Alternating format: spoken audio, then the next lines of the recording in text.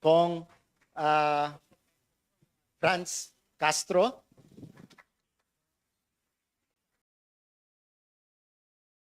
and Kong Arlene Rosas.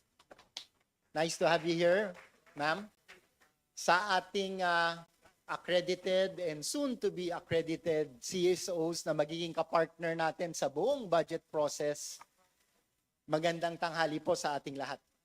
On behalf of the House Committee on Appropriations, headed by our Chair, Mika Swansing, I warmly welcome everyone to today's People Budget Review. This activity, held in partnership with our accredited and soon to be accredited civil society organizations, is a vital step in making the national budget more participatory, inclusive, and responsive to the real needs of our people. The annual budget is not just a financial document. It is above all a reflection of our priorities and aspirations as a nation. Through this review, we open the doors of the House of Representatives wider to the voices of our communities, ensuring that ordinary citizens have a seat at the table in shaping the 2026 National Expenditure Program. Civil society organizations have long been our partners in governance, helping us identify gaps on the ground, advocating for reforms, and ensuring that the budget addresses issues that matter most: education, healthcare, livelihood, climate resilience, and local development. By listening to you, we make our work as legislators more grounded and more accountable. As Senior Vice Chair of the Committee on Appropriations, together with our Chair, Mika Swansing, we reaffirm our commitment to the budget process that is transparent, consultative, and people-centered. Let today's dialogue strengthen our shared mission of building a more equitable and prosperous Philippines where no Filipino is left behind. With that, welcome at magandang tanghali po sa inyong lahat. Maraming salamat po. Thank you, SBC Albert Garcia, for that welcome remarks. And may I call on our next speaker, of course, the main proponent of this initiative. May I call on Honorable Micaela Angela B. Swansing, Chairperson of the Committee on Appropriations, 1st District of Nueva Ecija, for her keynote address. Ma'am? Hindi naman po siya keynote. It's gonna be short because I want to leave as much time, of course, to the heroes, talagang yung the superstar of today's engagement, which would be our partner CSO. So I'll keep my message brief because we want to open the floor to as much deliberations and discussions as we can this afternoon. Good morning, afternoon na pala. Good afternoon to our partners from civil society and to our esteemed colleagues in the House. I would like to give a special mention to our partners in the House, the task force for CSO engagement headed by Dr. June Meral. Thank you so much to our partners in the Secretariat for making today possible. And thank you to our partners in the civil society organizations. I know po, despite your busy schedule, we're so grateful that you're here today and we look forward to all of your valuable inputs. This gathering is a fruit of years of advocacy. I know for many of our partners here today, you have been advocating for a stronger voice in the budget process for many years. This is a milestone, and more importantly, this is a call to action. Naririnig po natin ang panawagan ng ating mga kababayan na mas maging bukas ang proseso at magkaroon sila ng mas malakas na boses sa pagbuo ng budget. In response to our people's clamor, and in support of the call of President Ferdinand Marcos Jr. and of Speaker Martin Romualdez towards increased transparency and public participation in the budget process, we are doing this People's Budget Review. We are forging stronger linkages among Congress, civil society, and implementing agencies to bridge gaps and improve service delivery. This will be the first of many engagements. Throughout the budget deliberations, there would be many avenues for our civil society partners to have a greater voice and provide feedback throughout the budget process. So this is the first of many po. We'll have a lot of collaborations over the next few weeks, and later on po, we can discuss a little bit more in terms of what the dynamics will be like and what those avenues for engagement will be.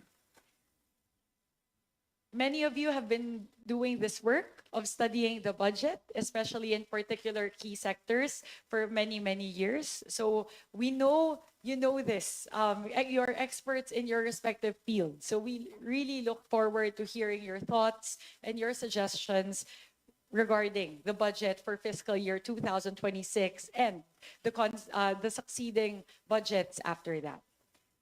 As mentioned by SVC Abbott Garcia, our commitment is firm. In this budget and in the years to come, we are bringing the Filipino back in the center of the budget process where they rightfully belong. Ang bawat piso ng budget na ito ay galing sa dugo at pawis ng mga Pilipino. Kaya magiging masusi po ang deliberasyon ng inyong kongreso sa mga dadating na buwan upang siguraduhin na ang bawat piso ay mailalaan para sa ikakabuti ng ating mga kababayan. While doubly arduous, I ask you to please join us on this journey because we are at a critical juncture. The work that we will be doing in the next months alone will be an important determining factor in safeguarding the Filipino people's faith in the budget process and in securing our country's economic future for generations to come. We need to do this for our country, and we need to do this for the Filipino people. Let's be partners in this, and we look forward to being with you in this journey. Maraming salamat po para sa Diyos at Bayan. Thank you, Chair Mika Swansing. Before we proceed with our next program, I will be acknowledging, ma'am, sir, of the CSOs who are in attendance today. May I request CSOs to be recognized when we call their names and their organizations.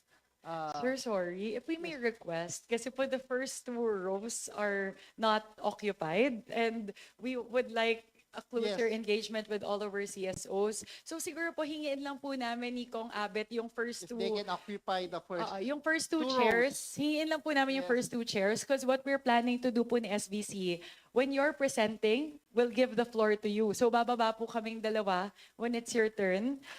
So dyan po kami ni Kong Abet uupo. We'll give you the floor. So if we can move up lang po para mas intimate yung conversation discussion, yung natin. dialogue, ma'am. Yes.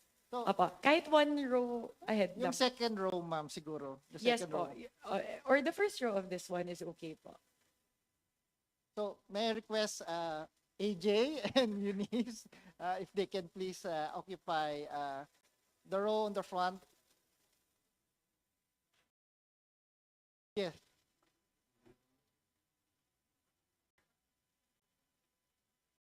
So, let's have this environment of more open discussion in today's dialogue. So all the concerns and issues and matters that need to be discussed with regards to CSO participation will be tackled today.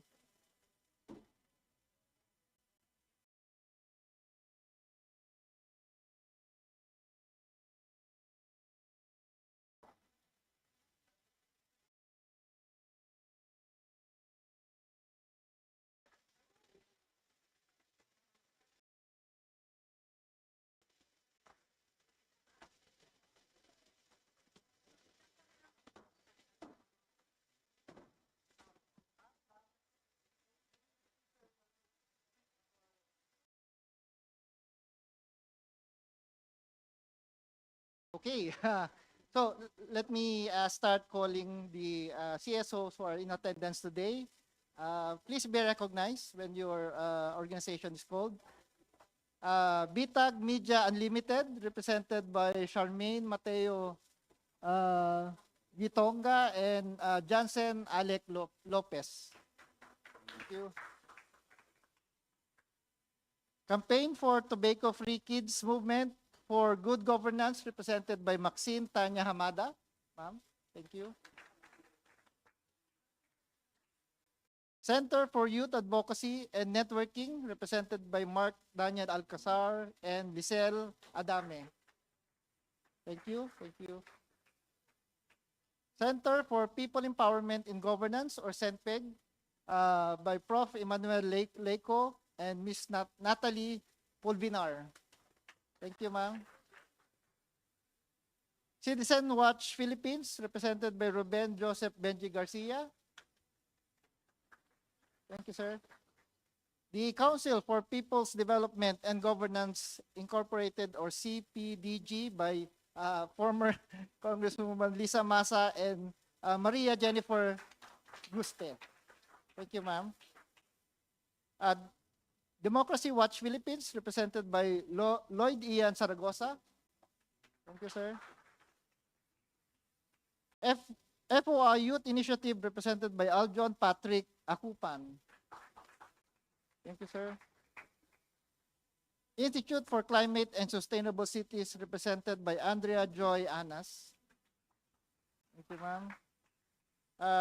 Jesse Robredo Institute, DLSU, Jesse Robredo Institute of Governance, represented by Prof. Francisco Kiko Magno and Ana Margaret Benedicto. Sir, thank you, ma'am.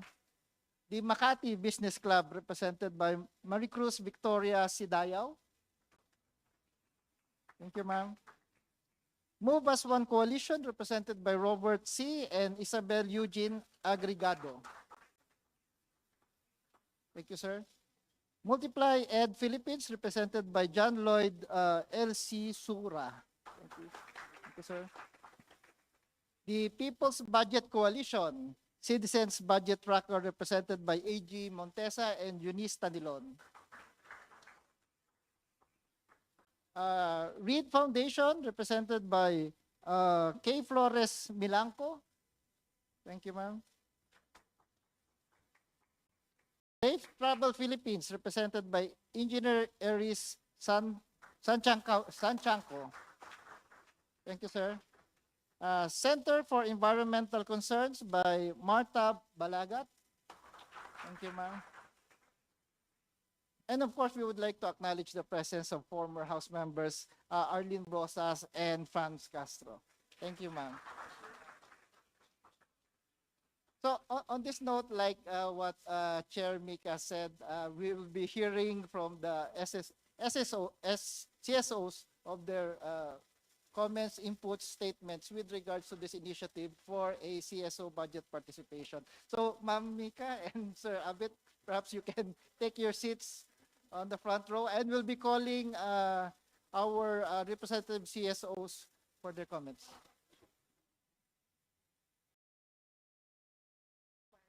Hello. Opo. Siguro before we move to the presentations, I believe all the CSOs are robot. Wait, lima tayo.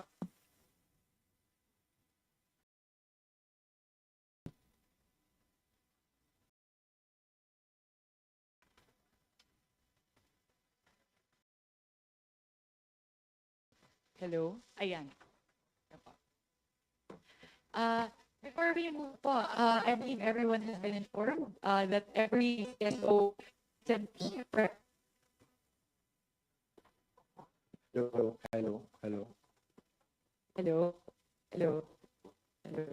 Ayan. Okay. Ayun po. So I believe everyone po has been informed that every CSO will be given time to make their presentation in the front.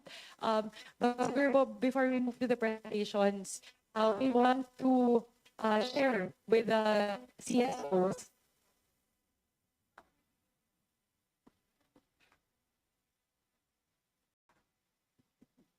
Ayan. We want to share po with the CSOs that we really want to engage you as much as possible talaga and provide as many avenues as possible for your engagement in the budget deliberations. I believe that some of the CSOs have provided their feedback that they wanted a greater voice in terms of the budget deliberations, meaning the briefings and the hearings themselves. And syempre, we have to adhere lang po and make sure we're compliant with the House rules. So the best way po that we can think of, I know that when there's an agency being deliberated on, our CSO partners have questions that they would like to field and ask the agencies that are being heard. So, yun po yung nakikita namin kasi initially we were thinking of identifying champions among congressmen because, you know, po, as per House rules, yung pwedeng mag-interpellate would be congressmen, di ba? Representatives during the deliberation. So, what we thought of would be the best champion for the questions of our CSO partners for a particular agency would be the vice chairperson of the Committee on Appropriations in charge of sponsoring that agency's budget. So, ang gagawin po natin in partnership with the task force is that if you have questions for a particular agency, if you may provide your questions, if possible, 24 hours before the scheduled hearing of that agency, we'll collate all of the questions from our CSO partners, and the vice chair of the Committee on Appropriations assigned to sponsor the budget of that agency will be the one po to field the questions, ask the questions submitted by the CSOs directly to the secretary or the undersecretary of the agencies involved. So yun po, kasi the others have been very effective in just messaging the other Kongs na, may you please ask this on our behalf. But we want to make it more, I guess for the others na halimbawa po, they don't know how to send in their questions, we want to really open up that medium, that avenue, and to make sure that your questions are asked during the committee hearings. Kasi alam ko po that is one of the most important engagement channels, engagement channels that we can utilize. So, if that's okay with everyone, okay lang po ba yun that we'll do that? Kasi we've received feedback from our CSO partners, and of course, we're all doing this for the first time. So, we want to adjust the process, the procedures as we go along. So, this is one of the initial adjustments that we'd like to do based on the initial feedback that we've gotten from our CSO partners. Na you can send your questions. We'll just talk to Doc June Meral and our task force for CSOs just to have that siguro one channel, either via an email address or a cell phone number where you can all send your questions. Ang request lang po namin on the part of the committee, so we also have time to process it internally, channel it to the respective vice chairperson of APRO who will handle the agency. If we may ask for the questions po 24 hours before the scheduled committee hearing of a particular agency. So, yun po yung unang avenue na iniisip po namin.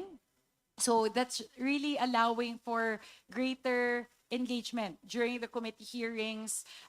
We're also opening it up kung all throughout if during the hearing itself, meron kayong questions that would come up additionally, we'll ask lang Doc June how we can operationalize that. Kasi pag ongoing na yung hearing, medyo mas mahirap po magbato ng questions eh. But siguro what we can commit as of now is that the questions that would be sent to the task force 24 hours before the hearing will be asked by the vice chairperson of the Committee on Appropriations handling that particular agency. So that's the first po. The second is we've also received feedback from the task force that it would be nice if we have more huddles, maybe all throughout the weeks that we're doing the budget deliberations. So kami lang po siguro ni SBC Abet. Baka mahirapan kami na pumunta doon sa huddles kasi minamanage po namin lahat ng committees all together. All the agencies all together.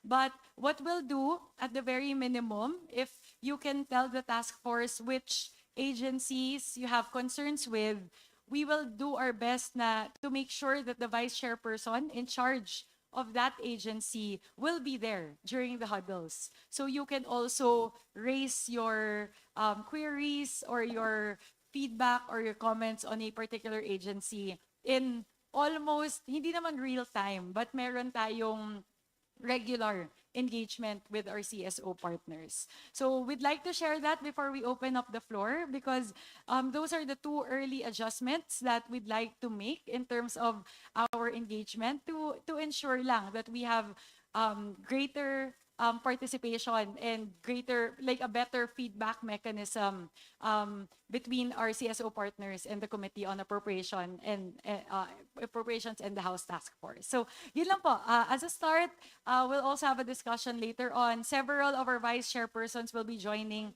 later, around here mga 2 o'clock po.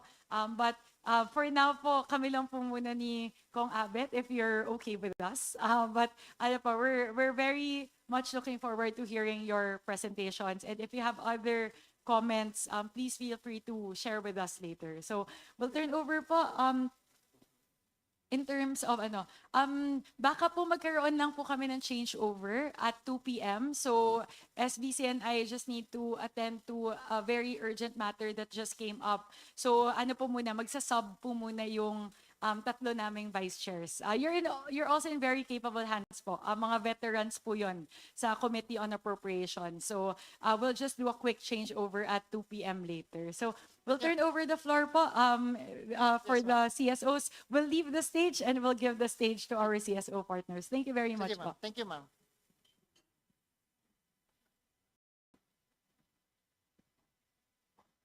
Dito na lang sino mag-proceed. Yeah. Okay. Yeah.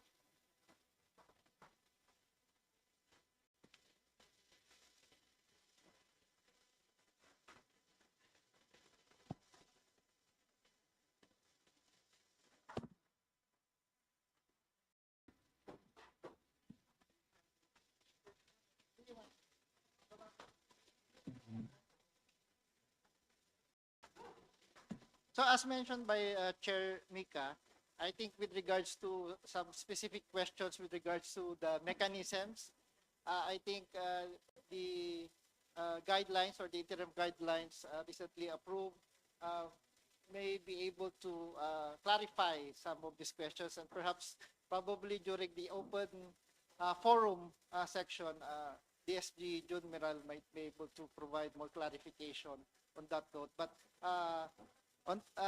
for the next part of the program, but before we proceed with the next part, let me just acknowledge our representatives from CSOs. May I please recognize Professor Emmanuel Leco from the Center of People's Empowerment in Governance, or SentPeg. Sir, thank you. And of course, our friend Kairos de la Cruz from ICSC. Thank you, sir. So on this note, we will be starting the CSO's presentation statement. So for the first CSOs who I will be calling, and may also request, if possible, they go here in front, take the rostrum for their respective statements. So may I call on first former House Member Lisa Masa for her statement with regards to this dialogue. Ma'am? Thank you very much. Maraming salamat po. Maraming salamat sa Chair and Co-Chair ng Committee on Appropriations para po sa pagkakataon na ito na maihapag namin ang aming pagtingin sa budget at saka sa proseso na binuksan ng House. Ako po ay nagre-represent ng Council for People's Development and Governance, CPDG, At ito po ay isang pambansang alyansa ng mga organisasyong nagsusulong ng kaunlarang nakasentro sa mamamayan at tunay na demokratikong pamamahala.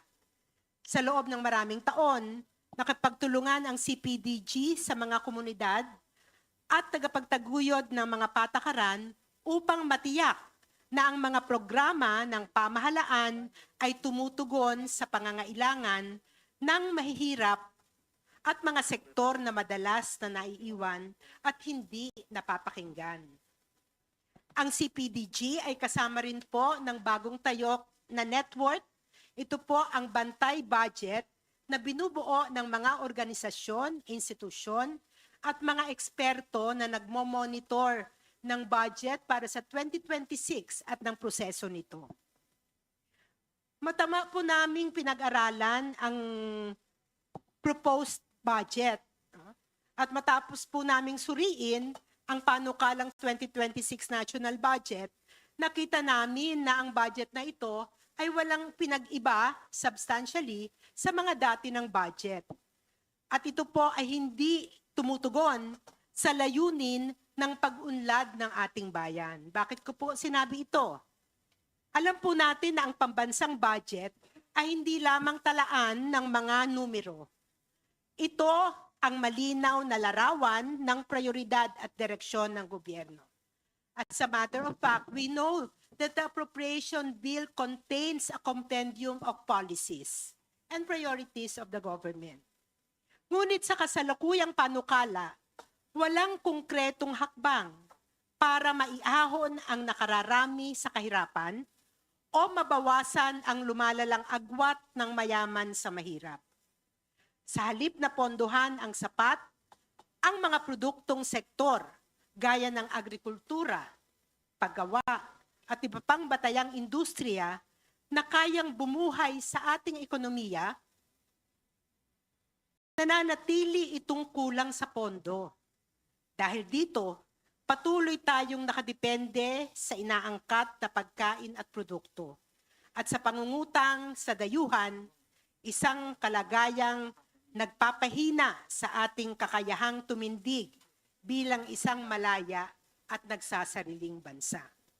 Hindi ko po isa-isahin ang mga nakalagay doon sa budget para isubstantiate ang claim na ito, pero isang halimbawa lamang, doon sa budget para sa agriculture at saka land reform, mas mataas pa po ang budget sa national defense at saka sa PNP. Mas mataas pa ang budget doon sa flood control, although alam natin mahalaga. Pero siyempre, mas mahalaga ang agrikultura at ang pagkain sapagkat ito ang magsusustain sa ating predominantly rural and agricultural economy. Lalong pinapalala ng panukalang budget ang matagal at talamak ng suliranin, katiwalian, palakasan at ang patuloy na paghahari ng mga political dynasty. Sa halip na maituon sa serbisyong panlipunan at sa tunay na pangangailangan ng mga tao, madali pa ring mauwi ang pondo sa pork barrel, confidential funds at mga proyektong nagsisilbi lang sa interes ng iilan. Mahina rin ang mga mekanismo ng pananagutan, kaya't nauuwi sa pag-aaksaya ng pera ng bayan habang naghihirap ang taong bayan. Kaya nga po, gusto talaga naming malaman ano na ang forma ng pork barrel sa ngayon. Sapagkat sa aming pagsusuri sa budget na ito, ay nandoon pa rin po ang pork barrel. Ang isang malaki doon sa unprogrammed funds. No? At saka dito sa confidential and intelligence funds. Gusto rin naming malaman kung bukas ba ang Kongreso na busisiin ang confidential and intelligence funds ng Office of the President o muling magtatago sa parliamentary courtesy ang Kongreso. Tingin po namin panahon na para, if we are really working towards openness and transparency, busisiin natin lahat, hindi lamang po ang Office of the Vice President na nakita naman natin kung paano ginastos at winawaldas ang pera. Pero ang malaki, 4.5 billion pesos na confidential and intelligence funds, definitely much, much bigger than the funds of the Office of the Vice President, kailangan din nating mabusisi.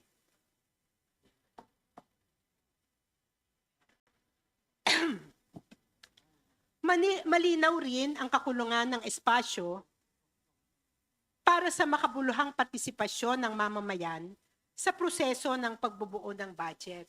Pero bago ko po palawigin yan, dahil bagamat kami ay natutuwa na may ganitong proseso ngayon, pero alam natin ang pagbubuo ng budget nagsimula pa doon sa baba, no? Doon sa mga barangay, doon sa mga lungsod, munisipyo, etc.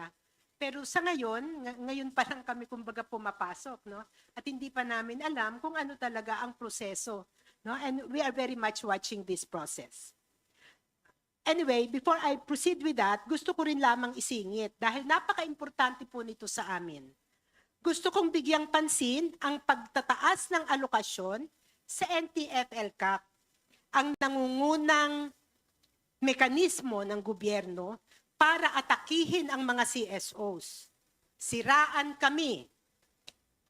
Nagiging biktima ng kanilang red tagging at terror tagging ang aming mga miyembro, staff at leaders. At hanggat po merong ganito at lalo pang sinusuhayan ng Kongreso ang NTF-LCAC, ay nababaliwala ang ating layunin para sa transparency and openness.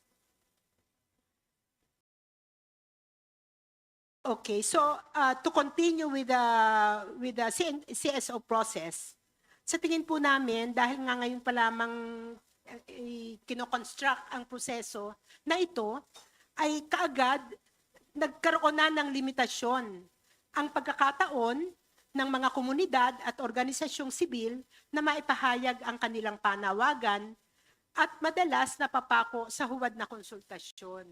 I know this for a fact kasi I was in Congress and also I'm a part of the cabinet. At sana ay hindi na maging ganito, no? Wish ko lang yan. Pero nauwi sa ganyang proseso. And I think the CSOs here should have the strength to stop this process, no? Na nagiging parang huwad na konsultasyon, di ba? Dapat maging totoo ang mga konsultasyon. Ang isang tunay na demokratikong budget ay yung bukas sa pagsusuri, pakikialam at anbag ng mamamayan sa paggamit ng pondo ng bayan. Kung wala nito, nananatiling eksklusibo at hindi patas ang proseso. Binibigyan diin ng CPDG na ang kaunlaran ay dapat nakaugat sa pangangailangan ng mamamayan, hindi sa makitid na interes ng politika at negosyo. Dapat unahin sa pambansang budget ang mga serbisyong panlipunan, pagpapatatag ng agrikultura, at pagpapaunlad ng lokal na industriya. Hindi ang mga proyektong pakikinabangan lamang ang iilang makapangyarihan. Nananawagan kami sa mga mambabatas na itutok ang budget sa mga mahihirap, palakasin ang sariling kakayahan ng bansa na lumikha ng kabuhayan at bawasan ang labis na pagkandili sa dayuhan. Sa ganitong paraan lamang magiging tunay na kasangkapan ang budget para sa pagbubuo ng makatarungan, pantay at demokratikong kinabukasan para sa sambayan ng Pilipino. Marami pong salamat at magandang hapon muli sa inyong lahat.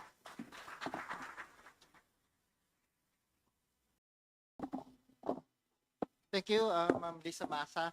And following that standard, for our next speakers, we would like to request, since there are a number of presenters who will be taking their turns, if we can limit our statements at 3 to 5 minutes, so for time management and for 3 to 5 minutes.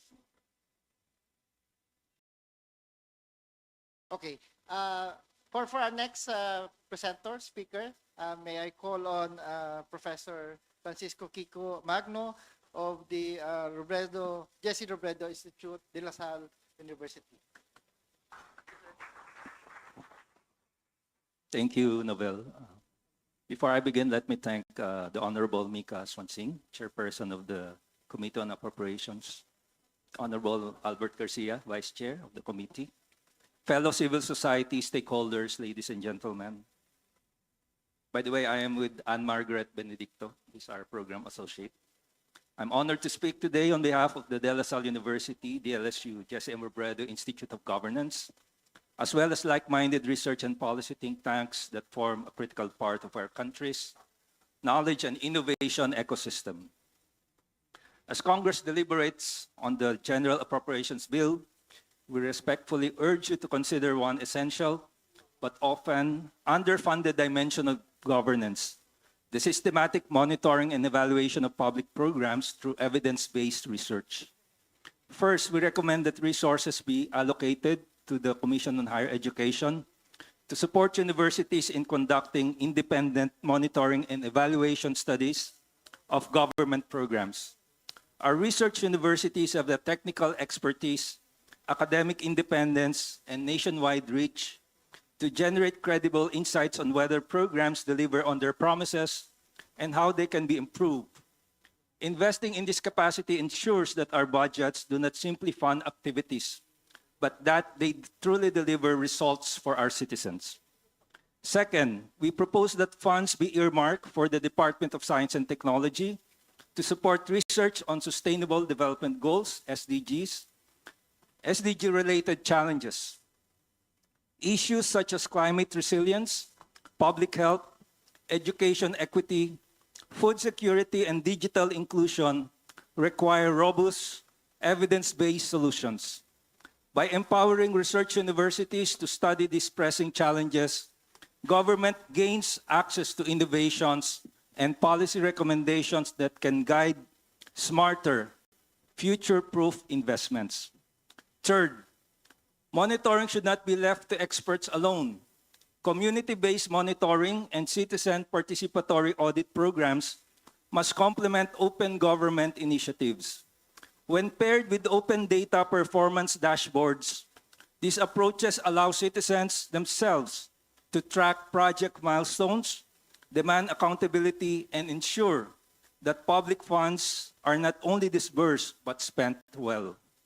In short, we envision a governance ecosystem where public investment is continuously scrutinized, assessed, and improved through the combined efforts of universities, communities, and government.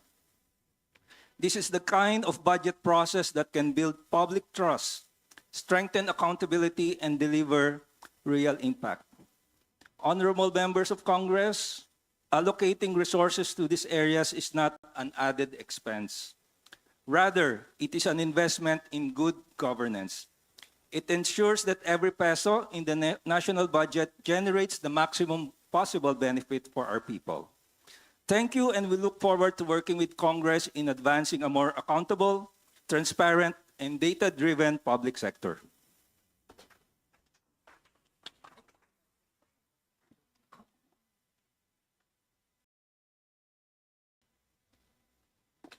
Thank you, Prof. Kiko, for keeping in line with our presentation, the length of our presentation. So before we proceed with the next presenter speaker, let me just acknowledge also our CSOs who just came in. May I please recognize a representative from Damper PTDA, Ms. Claudine Diana Bautista Lim. Can you please stand up to be recognized in the room? Okay. Our next is the Center for Environmental Concerns Philippines, represented by Ms. Marta Balagat, the Deputy Executive Director. Thank you, ma'am.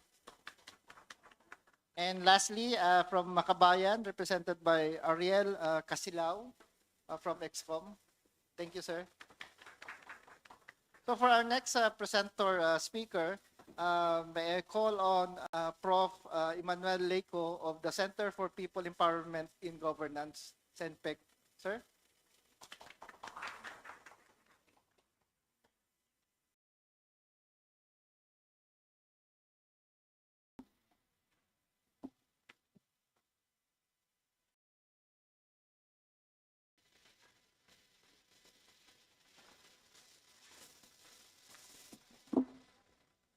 Good afternoon. Magandang hapon po sa inyong lahat. Well, first, thank you for the invitation extended to our group, the Center for People Empowerment in Governance. We hope that this is just a start.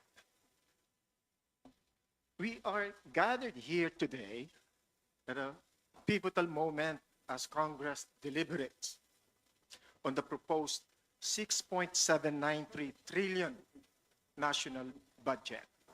And let me stress this point. 6.7 or 6.8 trillion is about 22% of our GDP.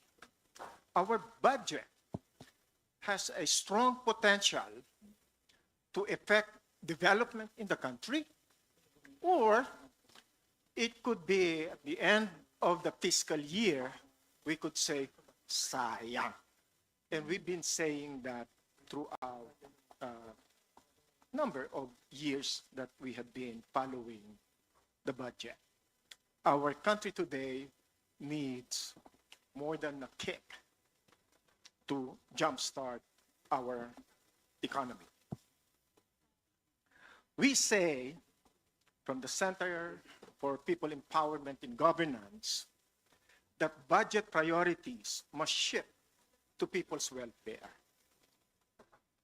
While the Department of Public Works and Highways remains sizable, its heavy emphasis overshadowing critical social services, education, for example, while the National Expenditure Program has allocated 928 billion, a measly 25.4 billion, mere 2.74%, is allocated for addressing school buildings that we are experiencing today. We hear shortages to the tune of like 200,000 classrooms. And we cannot see that the proposed budget will leave a dent in addressing this classroom shortage. And what we are going to expect?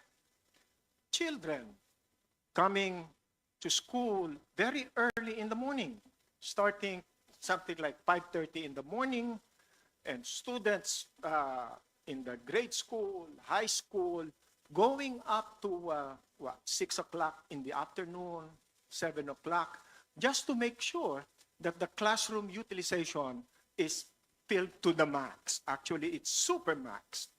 So what does that do to our learners? They are left with little time for studies.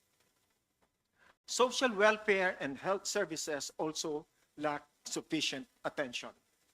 Meanwhile, we still see confidential and intelligence funds continues to raise questions on transparency and accountability.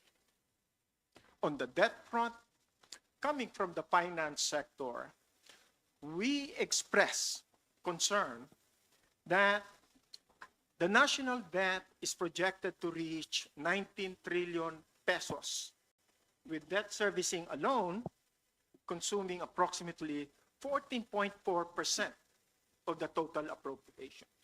A trend demanding immediate policy action.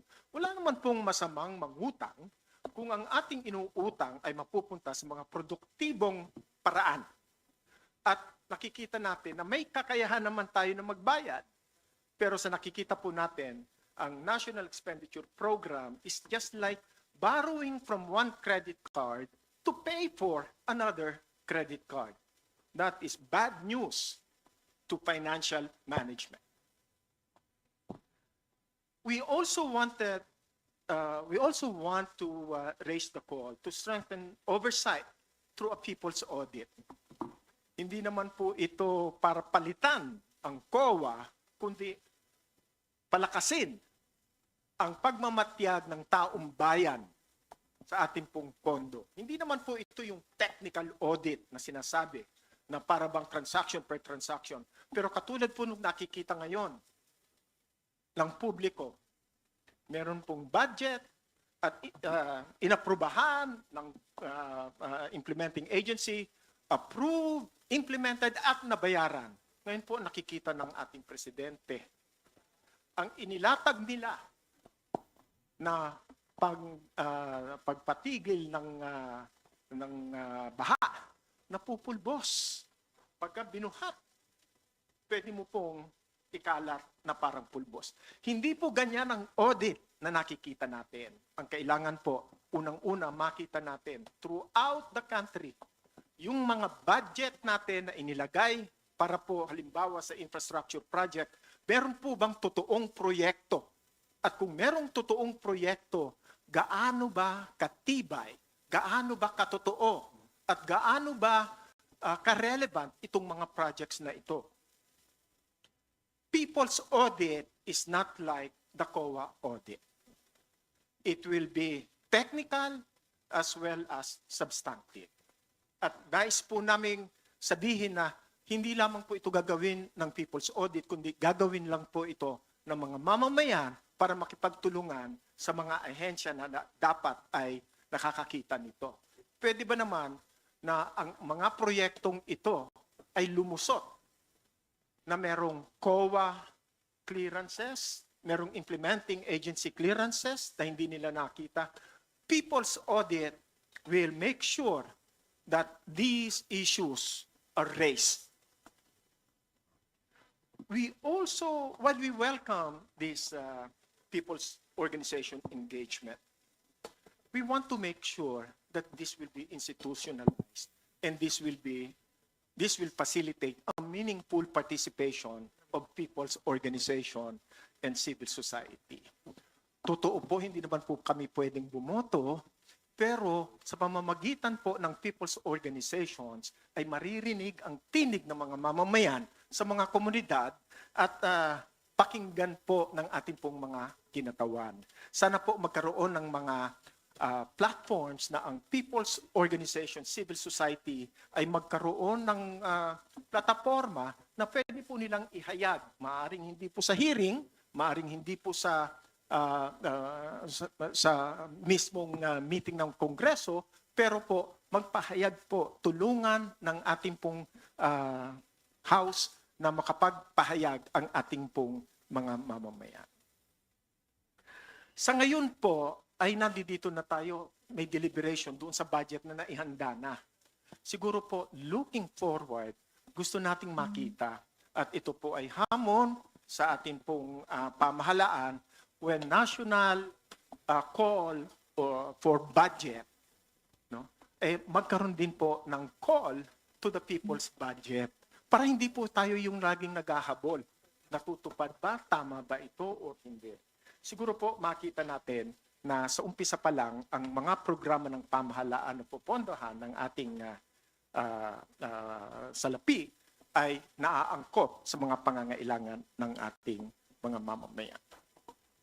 Para po masiguro na ang ating pondo ay makatulong sa pagpapaunlad ng ating kabuhayan, we want to make sure that the national budget will stimulate people's economic development. Ano po ang ibig sabihin yan? Kailangan po maging produktibo, makatulong po sa production. Kung sinasabi po natin, kailangan ang mga mamamayan ay mayroong pagkain sa kanilang harapan, kailangan po tulungan natin ang ating mga magsasaka na makapagtanim at makapag-ani ng kanila pong mga itinanim na makakarating sa hapag-kainan ng ating pong mga mamamayan. In closing, let us remember, the budget is not merely a spreadsheet. Kung ito ay spreadsheet lang, mag-AI na tayo. Mas maganda pa po siguro ang AI na mag-produce ng ating pong budget. People's engagement is not just about transparency, it's about trust. We should shield the budget from corruption. Nakita na po natin, trilyones na pala ang mukhang nalaglag sa ating pondo. By ensuring people's welfare, deepening civil society participation, and ensuring accountability through mechanisms like the People's Audit, we can reshape the 2026 budget into a document of hope, empowerment, and inclusive development. Magandang hapon po at maraming salamat.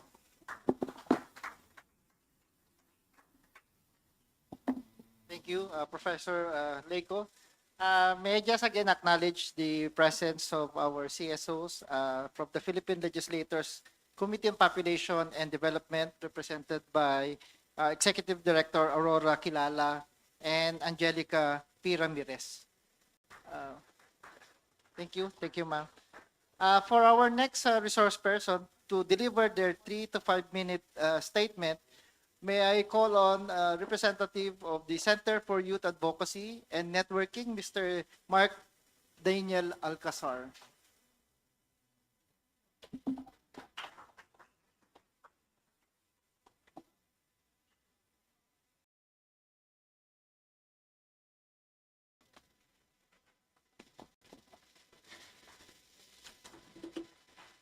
Ayan, magandang hapon po sa ating lahat, no?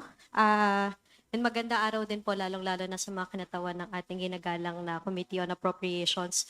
Kami po ay mula sa Center for Youth Advocacy and Networking, isang youth-led and youth-serving organization. At ako po, personally, ay kinatawan din ng National Anti-Poverty Commission, Youth and Student Sector. So, para sa 2026, ang panukalang budget po natin ay umaabot ng 6.79 trillion pesos. And prior this meeting po, tinignan na po natin, no, bilang nanggagaling sa sektor ng kabataan, yung mga ahensyang nakikita natin na may role sa pagsasakapangyarihan ng aming hanay.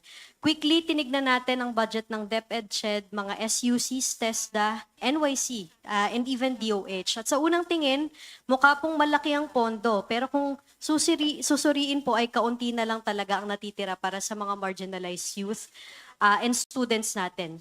Walang malinaw o malaking pondo para sa learning recovery, pag-address sa learning poverty natin, digital infrastructure, at mga school health programs. Yung budget pa nga lang po ng DepEd. Nakita natin na yung inclusive education programs has gone down. Special needs education dropped from 1 billion to 850 million pesos ngayong 2026, limiting resources for students with disabilities who already face barriers in accessing quality education. Yung IPED po natin ay nangalahati mula 154 million pesos, 75 million pesos na lamang po for 2026. Reducing support for culturally responsive teaching for indigenous communities.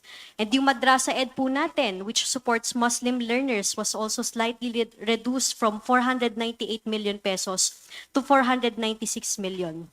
Beyond these programs, basic education inputs that directly shape classroom learnings also suffered major reductions. Imagine po, from 12 billion pesos, naging 11 billion pesos na lang yung allocation natin for textbooks and instructional materials. Means fewer and outdated learning resources for millions of students na again, huling-huli na rin po pagdating sa mga learning outcomes. Learning tools and equipment decreased from 3.5 billion pesos to 2.9 billion pesos na lamang. The basic education curriculum was also cut by 132 million pesos. While physical fitness and school sports suffered a 256 million reduction. Ilan lamang po ito at nakikita natin na mas palalalimin pa po namin ito. Palalalimin pa ito ng iba pang mga kasama na may advocacy din on education. Sa DOH, wala rin pong malinaw at sapat na earmark para sa mental health at adolescent health programs.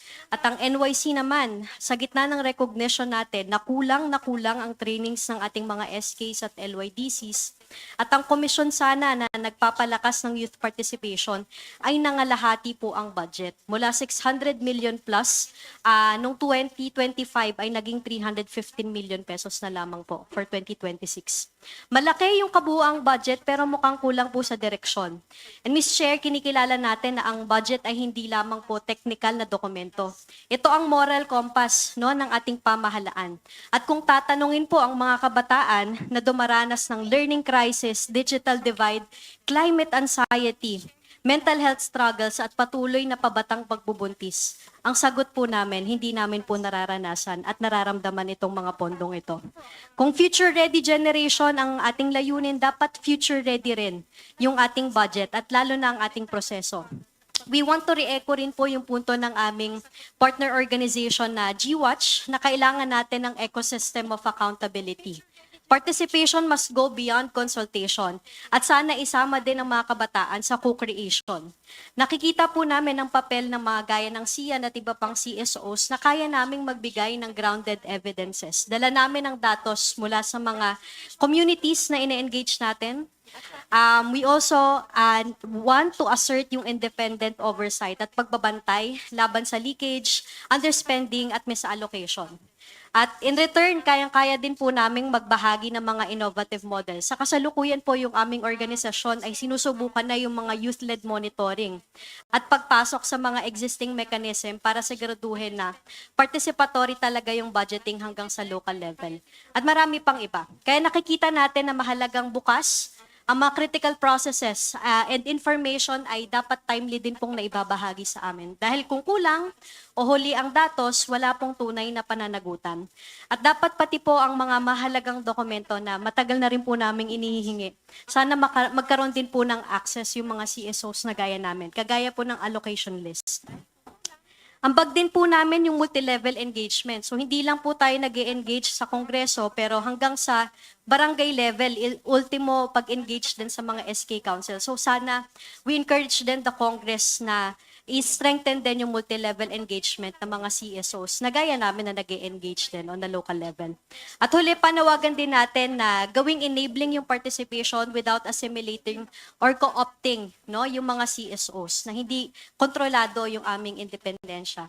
Again, hindi po benepisyaryo lamang yung mga kabataan. Kami ay tagapagbantay, innovators at katuwang nyo po sa governance. At lalong-lalo na, kagaya ng pagde-describe sa atin ng ating konstitusyon, kami po ay agents of change. And with respect po, again, inihiling namin, tignan muli yung mga allocations. Pondohan ang learning recovery, digital skills, adolescent health at support para sa mga out-of-school youth, mga climate vulnerable youth, IP youth, Muslim youth, at iba pang mga marginalized na kabataan. At institutionalize ang mga CSO, pati na rin po yung mga youth-led CSOs na gaya namin. Mula planning hanggang evaluation.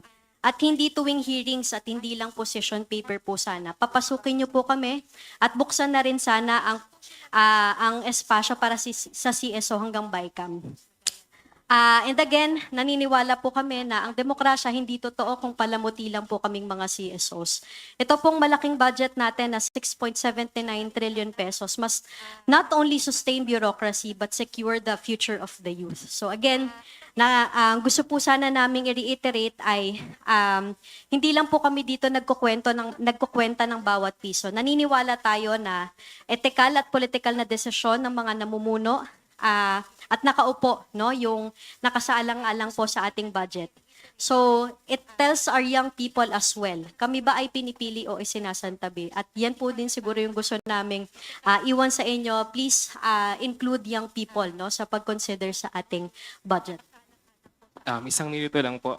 Mark po from Center of Youth Advocacy and Networking. Bilang highlight na lang po ng aking idadagdag sa posisyon po na binigay ni Ate Leno, 2.7 trillion pesos po ang kailangang utangin para sa 2026 budget. Pero hanggang ngayon, maraming malalaking tao ang hindi tapat sa pagbabayad ng kanilang buwis. Mga tiwali na hanggang ngayon ay patuloy na may presensya at transaksyon sa pamahalaan. Panagutin ang mga kailangang singilin, pagtibayin ng partisipasyon ng civil society, tigilan na ang korupsyon, pagnanakaw, SOP, kolusyon at kickback mula sa barangay hanggang sa nasyonal. Huli, kami po ay naninindigan. Dapat magkaroon ng makabuluhang pakikilahok ang mga CSO mula sa legislation hanggang sa execution at hanggang sa accountability. Dahil ang budget ng bayan ay hindi lang para sa kasalukuyan, ito ay investment para sa aming mga kabataan na siyang aanihin namin sa susunod na panahon. Maraming salamat po. Thank you. Thank you. Before we proceed, may I just acknowledge the presence of Congressman Jude Asidre of Tingog Party List, also the chairperson of higher education. In fact, Kong Jude, if you may, for your message. Yes, sir.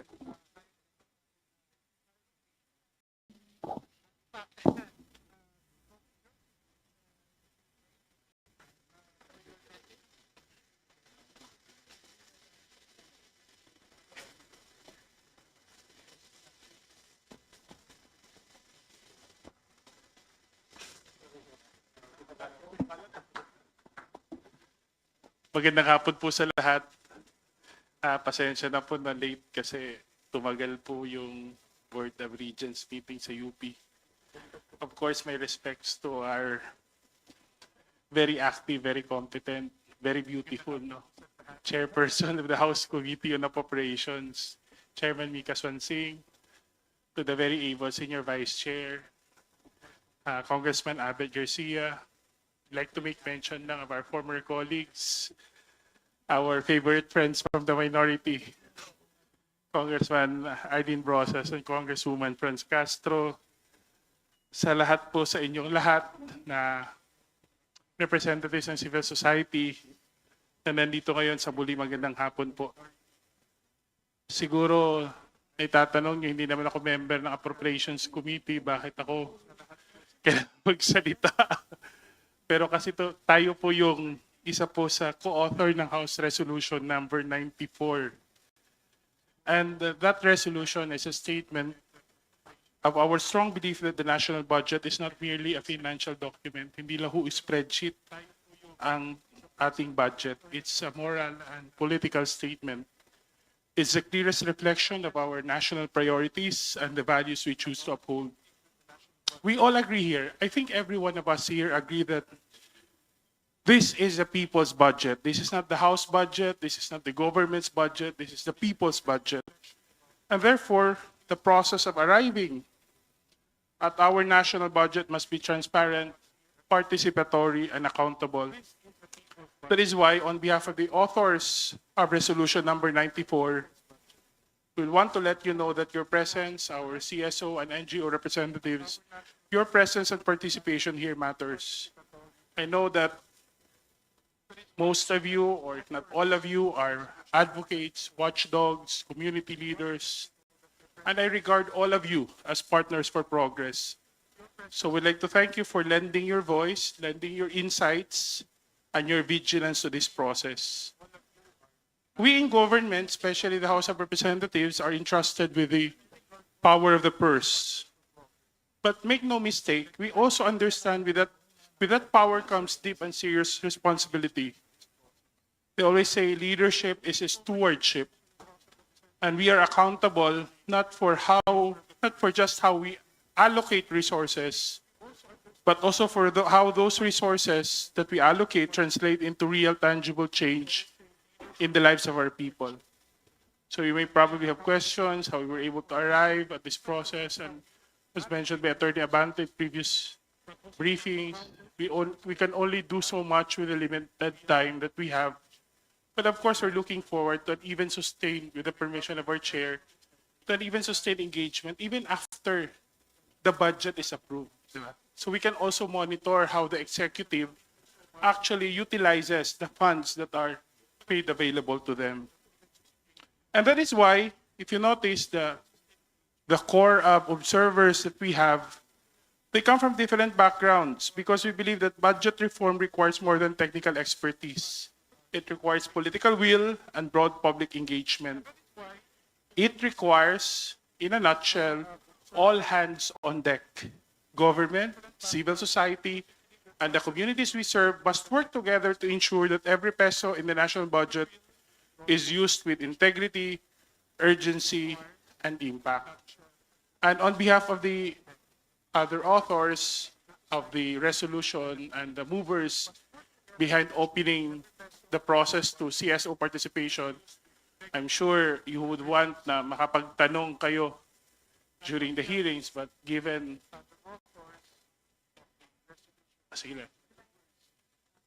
they can. But also consider us the authors of the resolution that includes me, Kong Yeda, Andrew, and the speaker. If you have questions, I will ask them to ask your questions for you. So if you have concerns, please feel free to ask, to send your questions to us, your concerns, so we can also discuss it. I'm sure the chairperson of appropriations would be very willing to afford our representation with the time to propound questions to our resource person. But of course, this budget reform would not be possible without the leadership of our Committee on Appropriations under the capable and principled leadership of Chairperson Mika Swansing, and for opening more spaces to citizen participation and for leading our budget deliberations with transparency and heart. I'd like to make special mention also to DSD June Miral for being very open to this process given the limited time and facility that we have. I hope that our conversation starting today will be open, constructive, and courageous, and together let us craft a national budget that truly serves the people, not just in word but in deed. Maraming salamat po. Mabuhay po tayong lahat.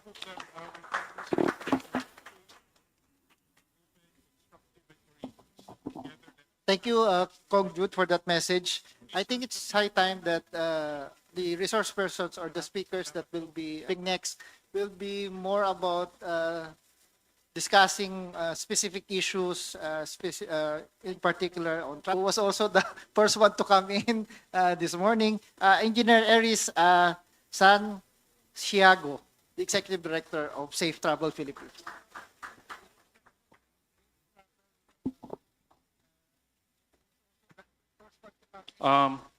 Magandang tanghali po sa lahat. Maraming salamat po sa imbitasyon. 3 minutes. So, sa mga ano po natin kasama natin sa Congress po, marami po salamat sa imbitasyon. Sa napaka-importante pong gawain po natin dito na para mabalangkas yung responsive and transparent budget. I'm Erison Shango from Safe Travel PH. We are a research and development organization based in UP and CPAG, College for Public Administration and Governance. So we focus on public transport, doing data-driven research and developing open data tools to help different actors of hot topic natin, modernization. We engage with LGUs, co-ops, drivers, and commuters.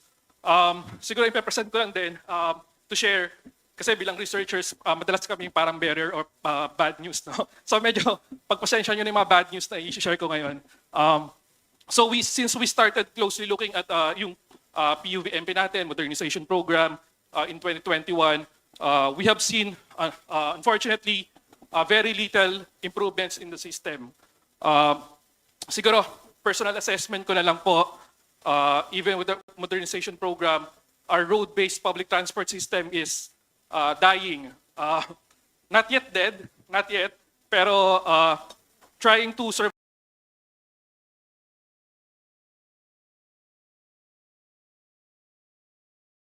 and in need of parang may resuscitation, no? Or interventions. So siguro to better describe that, 3 things. No? Number 1, the main actors of this modernization, our cooperatives, no, are struggling financially. Whether new or veteran multipurpose cooperatives with many reported delayed payments and defaults, or now up to restructuring na sila on their loans to modernize their fleet. May mga labor disputes here and there. Every year, meron po tayong mga hearings sa Kongreso, sa Senate. Pero for them, whether pro or anti-modernization, real help has yet to come or arrive. Number 2, commuters still spend long times waiting for their rides. And then they commute and lost many hours every day. Our data shows that in major cities, Manila man or outside Metro Manila, the average speed of our PUVs, jeepneys or buses is around, any guess, average speed, turnaround time, 9 to 14 kilometers per hour. 9 to 14, no, average speed. Even slower than the popular, yung laging nare-report, no, na TomTom traffic index, which is around 18 kilometers per hour. And that's for private cars. So, ang conclusion doon, mas mabilis pa rin ang private cars, no? In general. Maybe exemption yung EDSA busway natin. Number 3, our wicked problem on traffic congestion and its economic and social impacts mainly stems from this, a dying road public transport system. Quick survey, kasi research, no? Sino po nag-commute dito papunta sa Congress? Mahirap mag-commute. Ayan, 1, 2. So, I guess like me, we chose more comfortable or safer or faster modes like private car or Grab, or baka may nagbike pa dito, no? Baka mas mabilis pa. So our public transport is losing demand and customers, di ba? Like us, customer tayo ng public transport pero nababawasan yung demand and customers ng ating mga kasama sa public transport. Further contributing to traffic congestion when we chose other private modes. Lastly, our friends and collaborators from the executive departments are also struggling. Every year, their proposed budget for public transport outside railways, specific to PUVMP, gets slashed outrightly. No? Parang copy-paste na dito yung DBM no, sa NEP nila, kung mapapansin nyo po no, yung budget levels nila. And that's the elephant in the room, relevant to our purpose for today. We ask the industry and government actors with huge responsibility to modernize, but with very little funding. And everyone is suffering every day.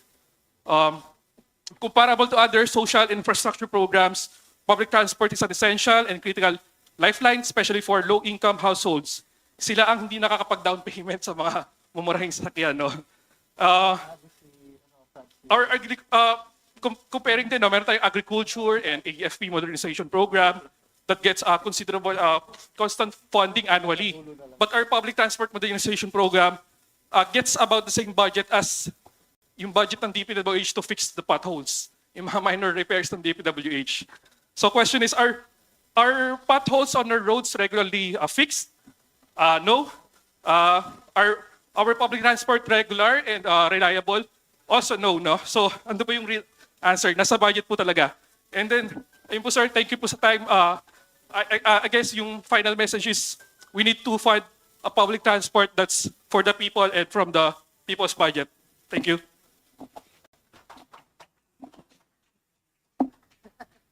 Thank you, Engineer Aris, for trying to discuss the problems of transportation in the country. So our next speaker also will be discussing and presenting more specific sectoral concerns. So let me call on Kairos de la Cruz of the ICSC to discuss and present issues regarding climate change.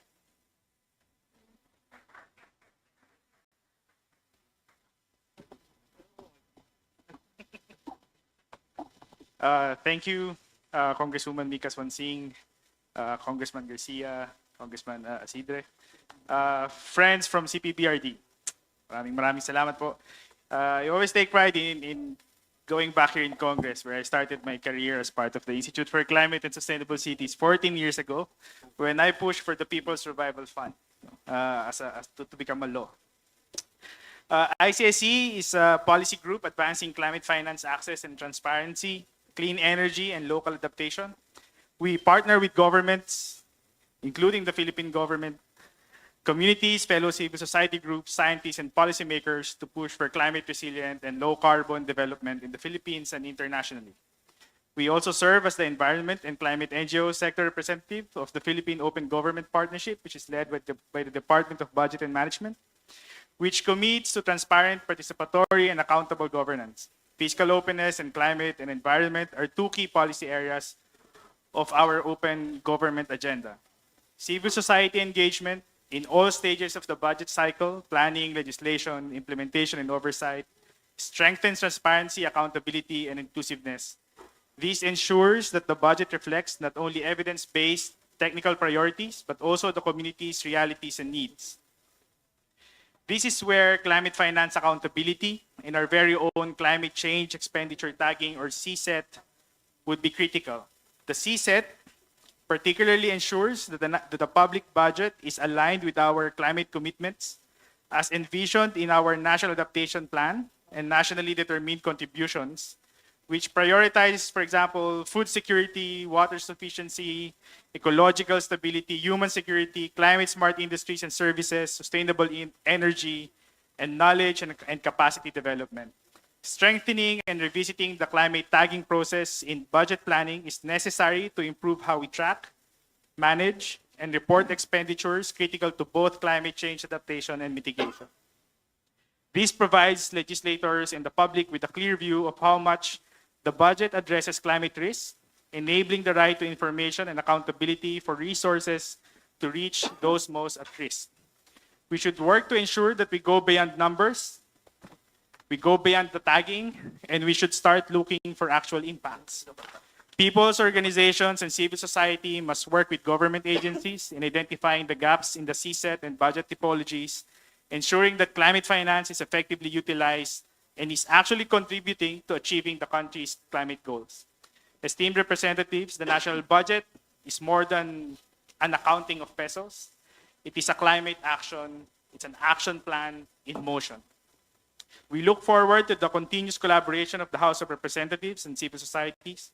By deepening civil society engagement and strengthening climate finance accountability, we can advance fiscal openness and make every peso count for the communities. Maraming salamat po.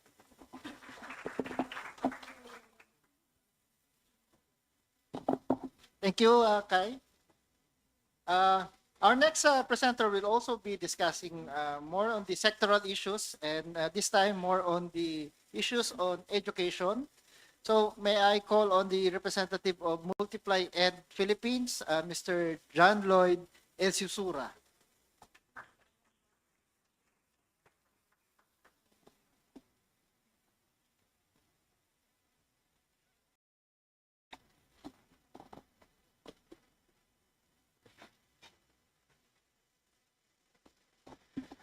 Magandang araw po sa inyong lahat. Una sa lahat, maraming salamat po sa ating chairperson, Mika Swansing, at kay Kong Albert Garcia, vice chairperson ng Committee on Appropriations, at sa mga kapwa ko kasamahan sa CSO.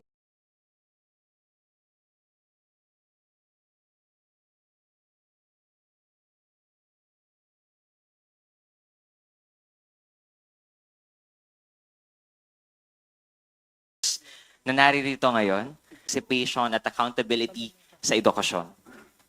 Naninindigan kami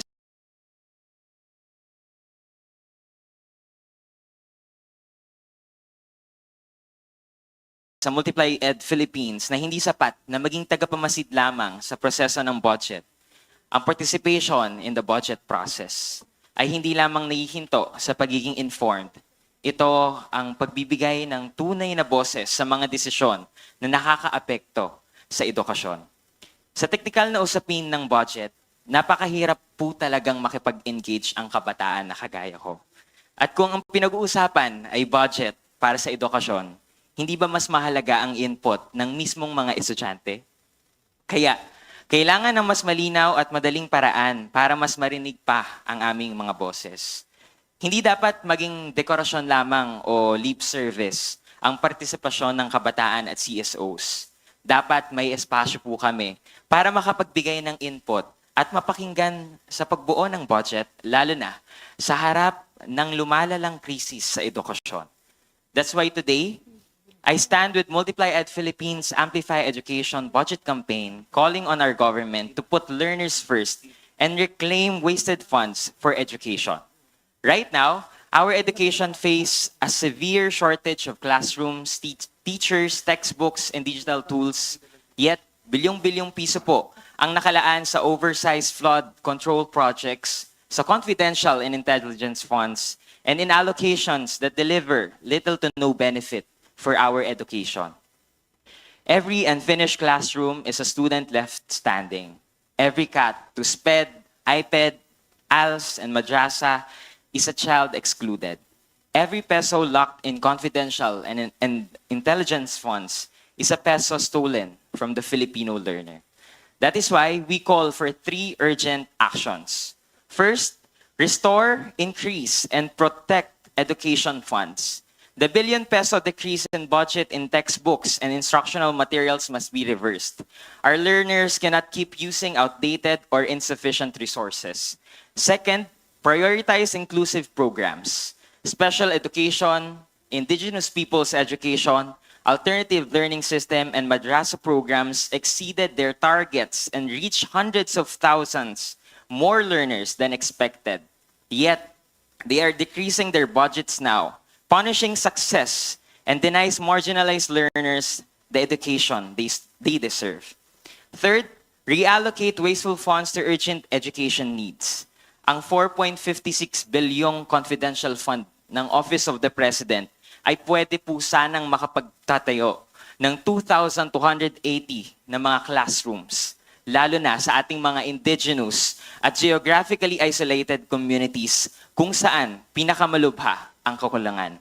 At mula sa 250 bilyong pisong inalaan sa flood control projects, kahit maliit lamang na bahagi nito ay pwedeng punan na ang kakulangan sa hiring ng mga guro, sa aklat at pasilidad ng paaralan. Naniniwala kami that the learning crisis is not tomorrow's problem. It is happening today. And students are already falling behind. Teachers are already overworked, and communities are already suffering. The choice is clear. Classrooms or corruption, learners or political pork. Kaya nananawagan kami sa Kongreso at Hekutibo na kumilos ng may agarang aksyon at tapang. Dagdagan ng budget sa edukasyon, ibalik ang mga nabawas, ilaan muli ang mga nasayang na pondo at mag-invest kung saan pinakamahalaga sa ating mga bata, sa ating mga estudyante, at sa kinabukasan ng ating bansa. At kami sa Multiply Ed Philippines at Amplify Coalition, madiin po naming sinisigaw.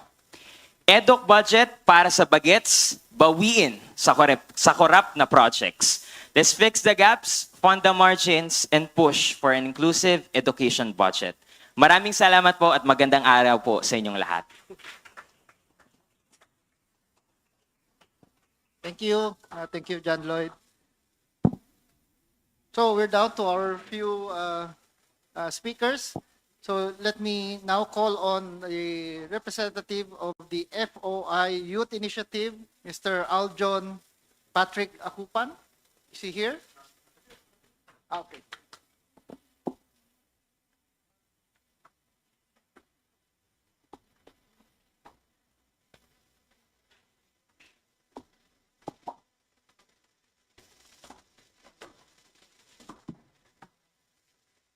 Magandang hapon po. Ako po si Patrick Akupan, kinatawan po ng FOI Youth Initiative. Kami po ay isang grupo ng mga advocates for freedom of information. So mamaya po habang tayo po ay nagbibigay po ng ating statement, sabihin po natin kung bakit po tayo nandito. So unang-una po, magandang hapon po sa lahat, lalong-lalo na po sa ating Honorable Chairperson and Vice Chairperson of the Committee on Appropriations, Kong Mika Swansing, Kong Albert Garcia, and of course our voice in the CSO participation, Kong Judas Hidre. Maraming salamat po for opening the space for all of us CSOs to say why this is important for all of us. And of course, to all our fellow representatives of civil society organizations, thank you for holding the line. And this is a reminder why we should have multiple eyes in looking at the budget and reiterate why this is important for all of us. We all have a role in shaping meaningful and sustained civil society engagement in the budget process. Myself, as an advocate of freedom of information, or FOI, we are here to make a case for trust, transparency, and accountability. These are core values of a functioning democracy. But let's be honest, these values cannot take root unless our institutions are truly open to scrutiny and unless government commits to accessible, truthful governance. Now, let me acknowledge at this point the efforts of the House of Representatives and the Department of Budget Management to engage CSOs. These steps matter, but also let's be clear, participation without transparency is incomplete. At the national level, the public is often excluded from agency budget deliberations. And right now, our own budget documents lack on this aspect. The National Expenditure Program still lacks machine-readable formats and the necessary metadata that would allow deeper analysis of the budget down to the sectors and geographic areas. Without these, ordinary citizens like myself, researchers, and even CSOs cannot easily track whether allocations match actual needs on the ground. At the local level, where I've had the privilege of serving, CSOs need more than token invitations. We need clear roles, backed by data and supported by the tools that enable our participation in these conversations. And so here is our point. Participation without transparency is hollow. It is half-baked and bound to fail. Transparency must be operational, not aspirational. It must live in the day-to-day work of governance. It's what turns FOI from an imagination into a reality that we can all feel. It has been nearly 4 decades since the first FOI bill has been first filed here in the House of Representatives in 1988. Isn't it time that we reopen these conversations, a long overdue conversation that we as civil society organizations deserve. Because citizens today are asking one simple, and I feel this is a powerful question: where's the money really going? And the hard truth for all of us, the world is also asking us the same question.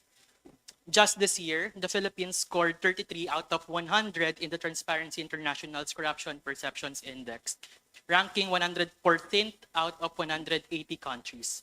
That's the same score as last year, showing no progress at all. And we're falling behind our Southeast Asian neighbors who are moving faster towards its effort to institutionalize transparency. So what does this tell us all? That our institutions are not yet there. We are not yet doing enough to win back the trust. And I feel like this is something very important because like in all relationships, whether with your family or your significant other, trust is a strong foundation of a strong relationship.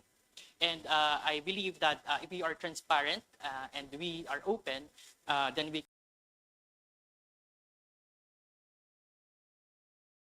can improve trust on that aspect. And that the public still sees government as accountable and opaque. So on my last point, let me share what we often see. That the budgets are hidden behind complexity. It is full of jargon, vague items, inaccessible formats, and ordinary citizens are locked out of the process. Accountability is still weak at this point. Every peso in the budget should serve the public good. And when it doesn't, we must be able to trace it. FOI, hopefully, would make this possible. And while we talk about growth, we underestimate the real cost of an uninformed citizenry. Without access to information, democracy becomes hollow. If you want a just budget, we must build a people-first budget, one that reflects real needs built on open data, clear processes, and inclusive policymaking. Let's open the budget to the people. Thank you.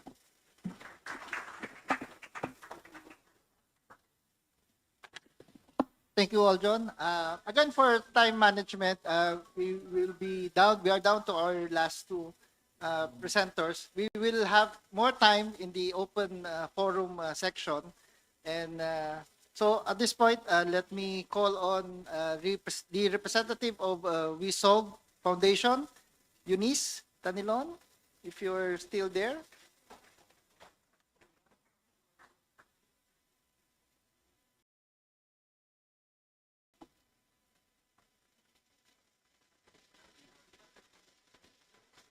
Sorry. And also AJ Montesa from the People's Budget Coalition.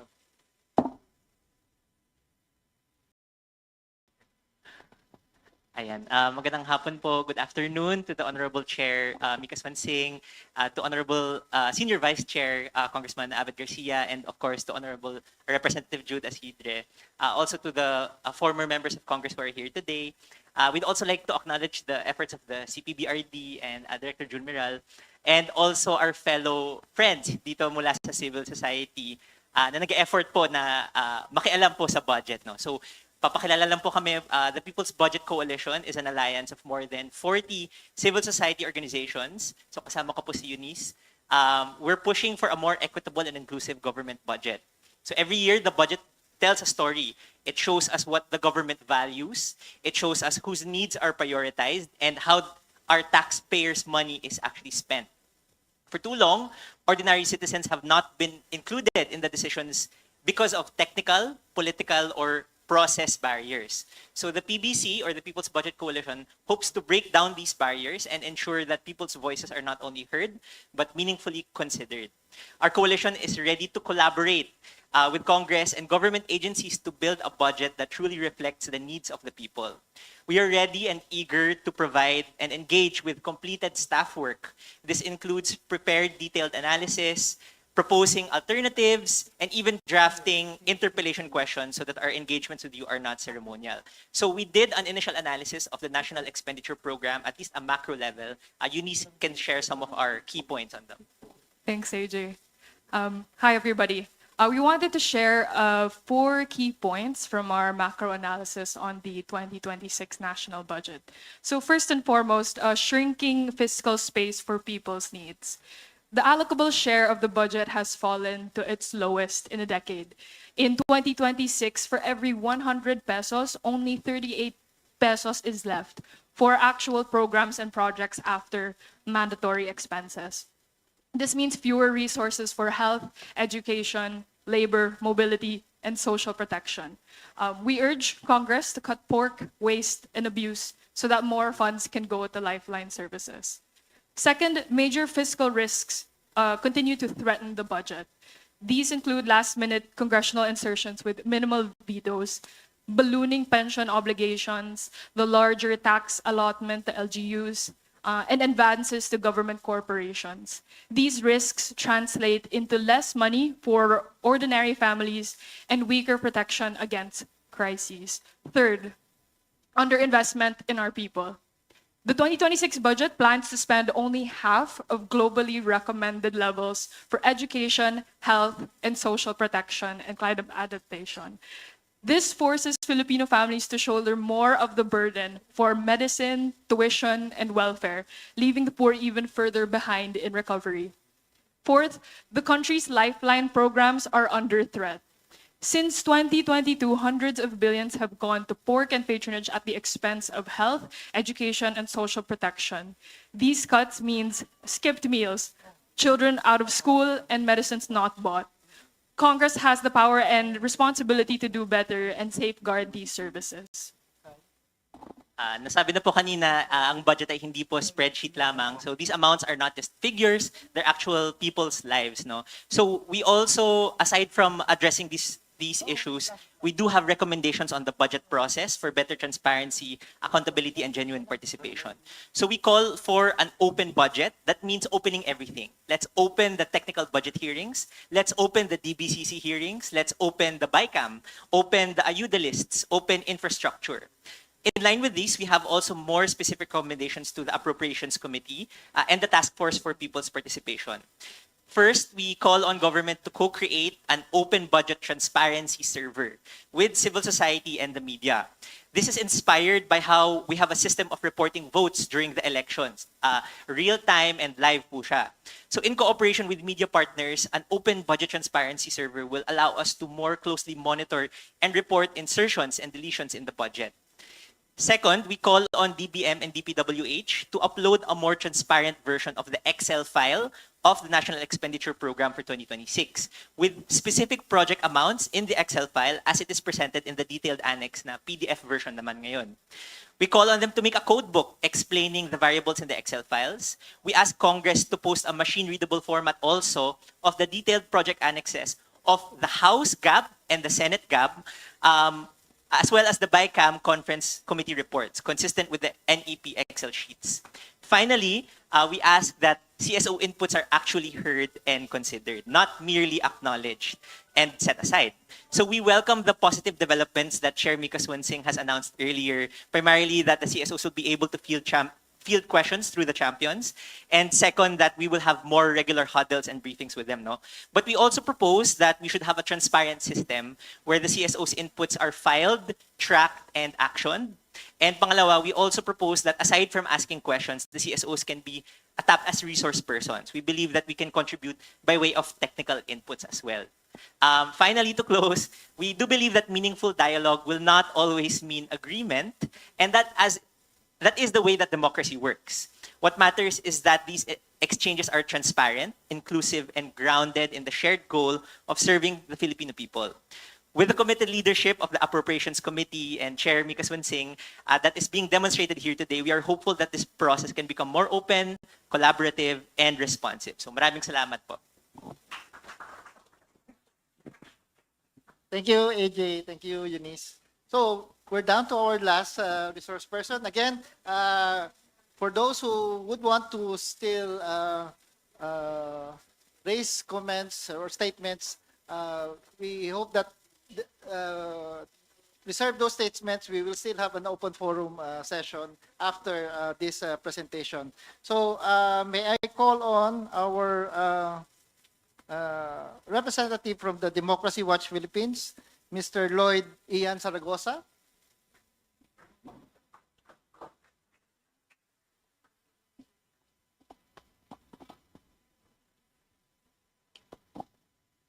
Good afternoon, everyone. I'm Lloyd Zaragoza from Democracy Watch.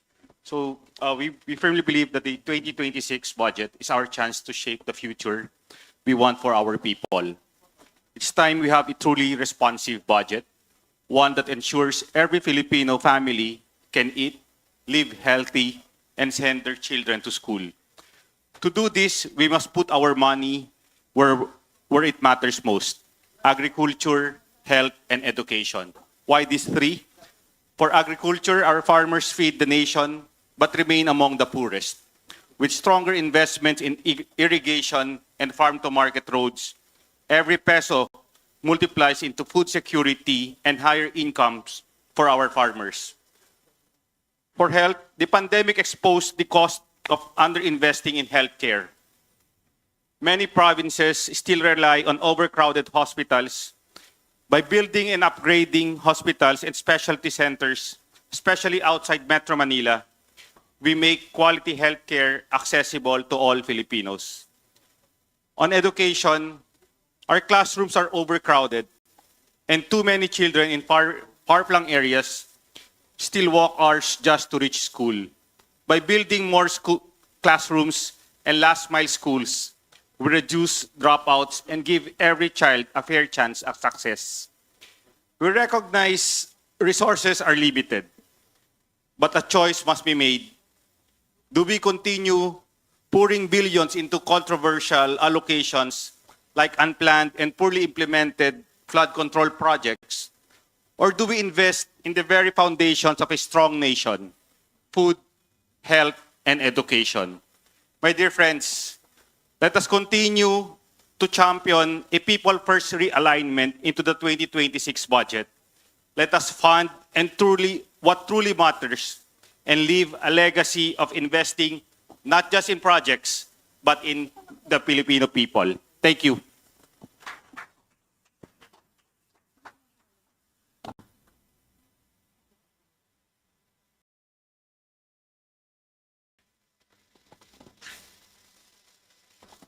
Okay, so we will have one more. We will have one more. Mr. Robert C. to present the last statement for the CSOs. Sir. Thank you very much. Good afternoon to all. Honorable Mika Swansing, Chair of the Committee on Appropriations. Honorable Albert Garcia, Senior Vice Chair of the Committee on Appropriations. Honorable Jude Asidre, Champion for Civil Society Participation in the Budget.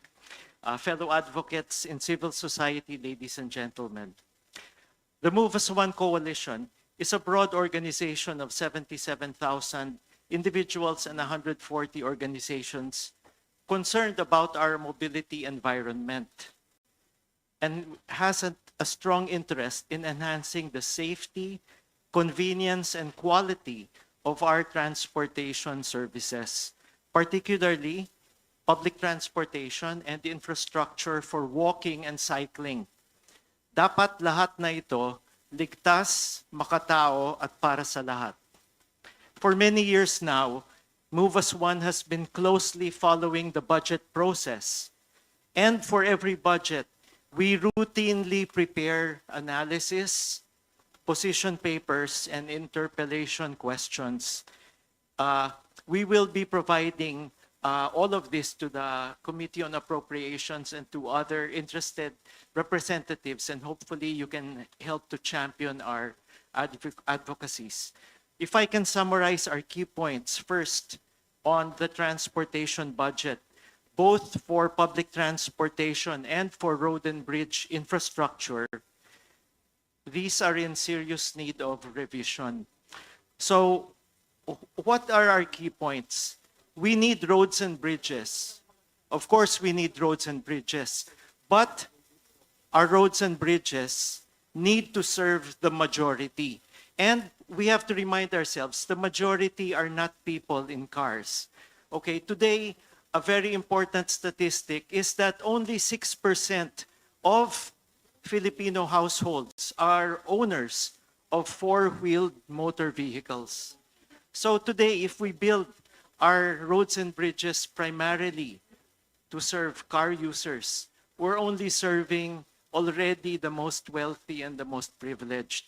So we still need roads and bridges, but the bridges and roads need to be prioritized for those who are not in cars, people who are walking, people who are using bicycles, people who are using public transport. We are all pedestrians, right? All of us are here are pedestrians. And yet in the 2026 NEP, the budget for walking and cycling infrastructure is only 69 million. What is 69 million for a nation that needs, walking and cycling infrastructure everywhere? So, we all already notice and experience almost everywhere our sidewalks are practically missing or atrociously substandard. And if we are looking for infrastructure that is inclusive, that can be built in every locality, that can be monitored by every neighborhood, it's really the walking and cycling infrastructure. So actually, having more of that incorporated in our budget would be most meaningful. The second point is the budget for public transportation is heavily skewed towards railways, with minimal amounts left for road-based public transportation. Our public transportation budget requires what we call better balance. Better balance. As public transport advocates, we support railway development. But when 98% of the public transportation budget goes into railways, and we know railways take a long time and are also geographically focused, it means that the rest of the country will remain hungry for better public transport for a long time. We cannot place all our eggs in the rail basket. Part of it, yes, but not all of the eggs in the rail basket. Road-based public transport moves close to 98% of all our commuters. We need to spend more on a real just transition for all of those in our road-based public transport sector. People in the bus industry, the jeepney industry, PhilCab, UV Express industry, we need to give them better vehicles, capacity building, and of course, a more effective business model. So today, we'd like to thank everyone here, and of course the representatives who are championing the roles of civil society. Today we need meaningful, substantial, and permanent involvement of civil society in our budget process. And I think all of us would agree here, it cannot be interim, it cannot be optional. We need to make it permanent, and hopefully with legislation, we can make this role permanent and meaningful for all of us in civil society. Thank you very much po. Thank you, and thank you to all those CSOs who gave their statements and positions.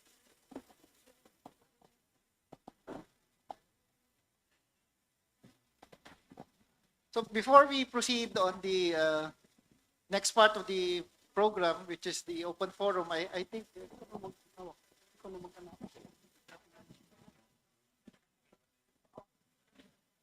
So may I call our Chair Mika and SBC Albert Garcia and Kong Jude Isidre to make their comments and remarks to the statements presented by our partner CSOs.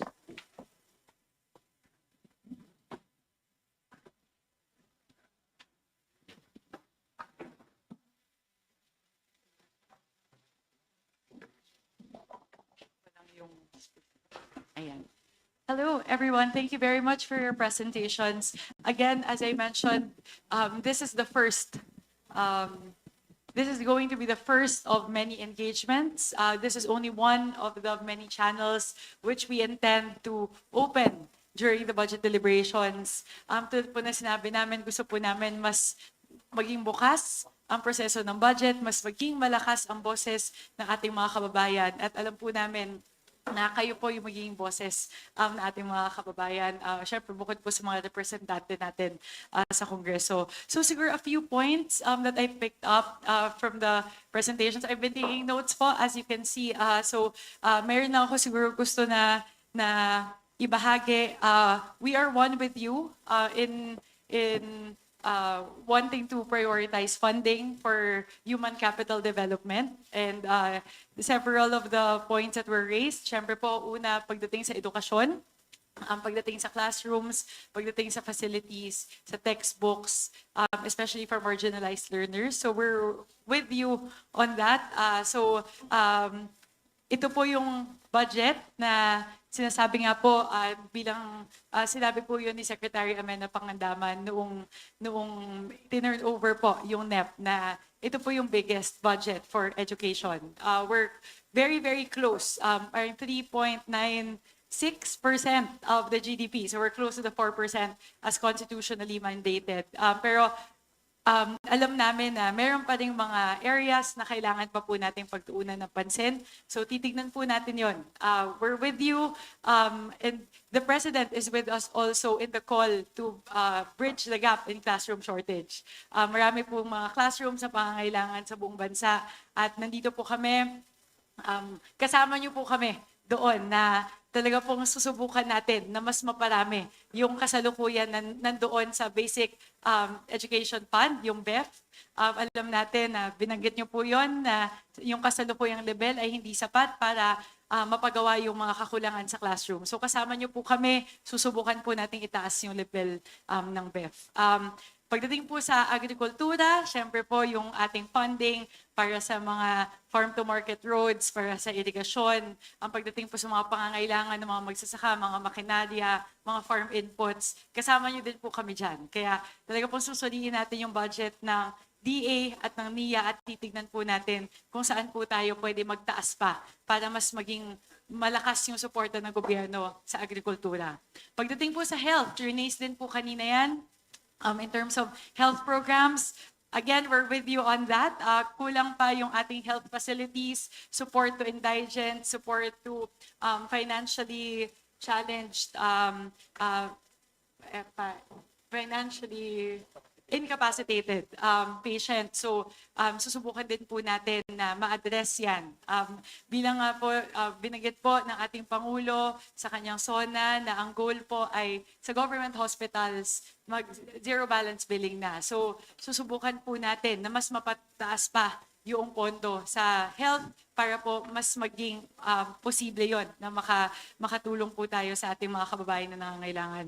I also heard the advocacies around transportation in terms of funding for POV modernization, walking and cycling infrastructure increase, planning for better mobility. So titignan din po natin yan when we look at the budget of DOTR.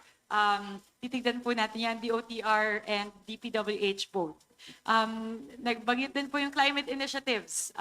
So yun po, ako po, personally, I would need more guidance on that matter, kung ano yung specific programs or areas that need more funding para po ma-advocate yung climate initiatives. Social welfare programs were also mentioned. Siyempre po, yung mga tulong natin, human capital development nga. So, nandyan po yung tulong sa labor, sa education, health, holistic po. So, we will make sure po that we prioritize funding for human capital development and social welfare programs. So, yun po, narinig po namin yung mga binanggit ninyo, pero naiintindihan po namin na given the limited time, we were not able to go into specific programs, specific line items that we are looking at. So ang request po siguro namin on the part of the Committee on Appropriations and the House Task Force is if you may also provide us siguro greater detail.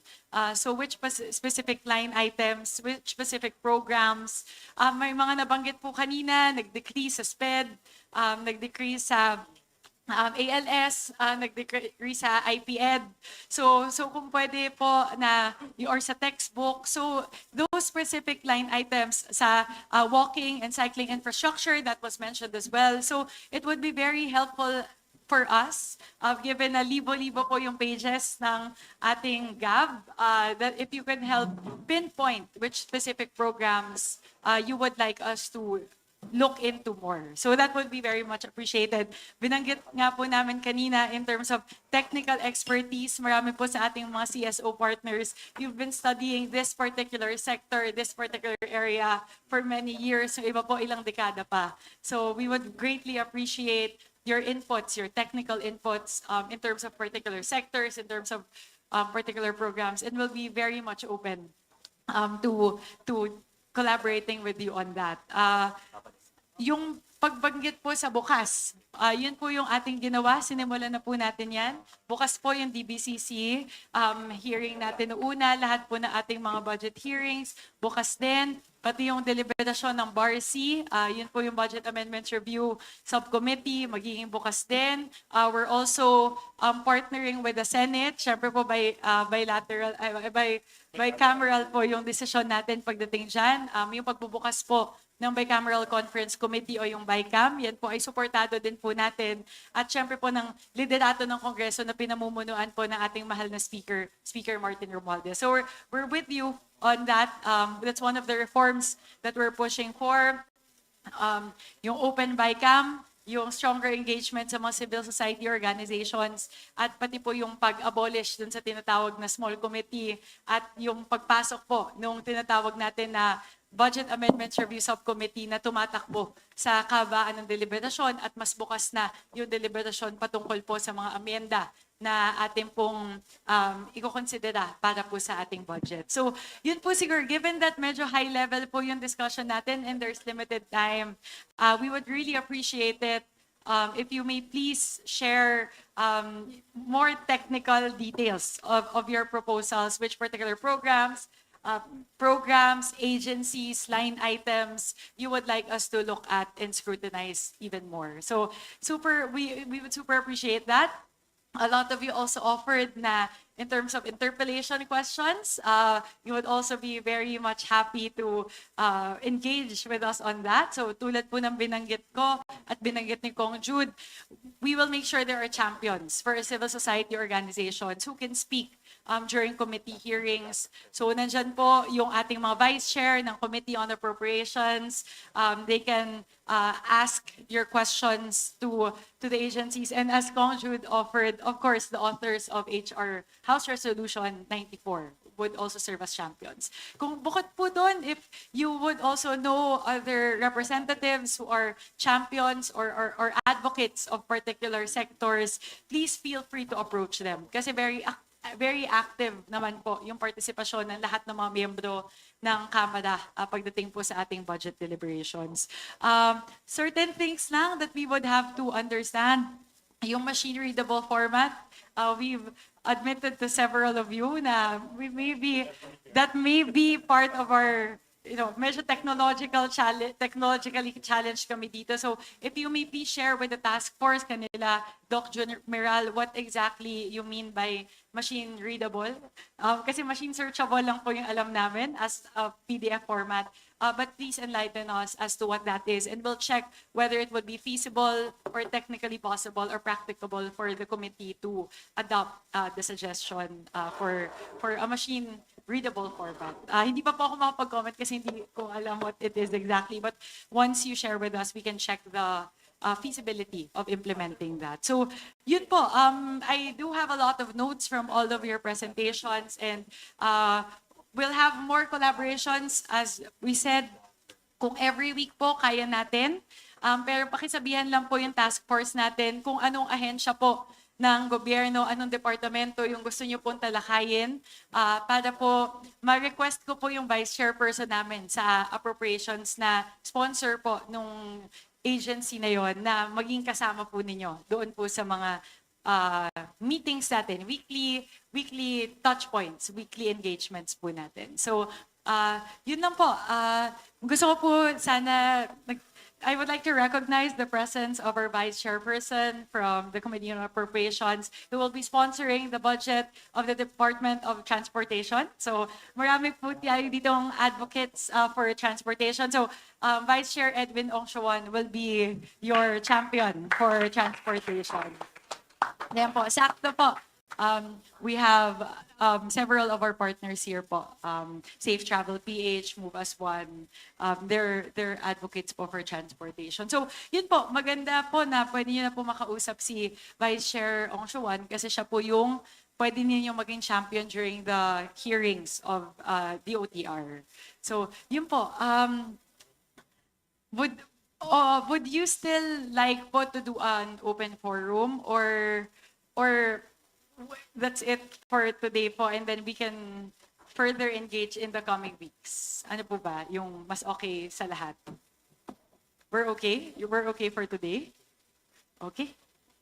Sige po, basta if there's anything lang po, again, this is the first of many engagements. Thank you so much for all of your inputs for today. And we look forward to receiving your position papers, your, as I said, completed staff work of all the technical inputs that you would share with the committee, your interpellation questions that can be championed by the vice chairs of the Committee on Appropriations. And yun po, we look forward and we will make sure that this budget is people-centered and will be very much responsive to the needs of the Filipino people. Maraming salamat.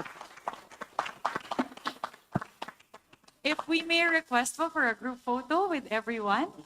Doc June, pakisabi na lang po if they have any more questions, please feel free to let us know lang po. Okay. We'd also like to recognize for agriculture, our sponsor for the Department of Agriculture, Vice Chair Anna York Bondoc is also here with us. So they will be championing the OTR and DA for the budget deliberations. Okay, so may we request po for a photo? Okay lang po ba? Okay.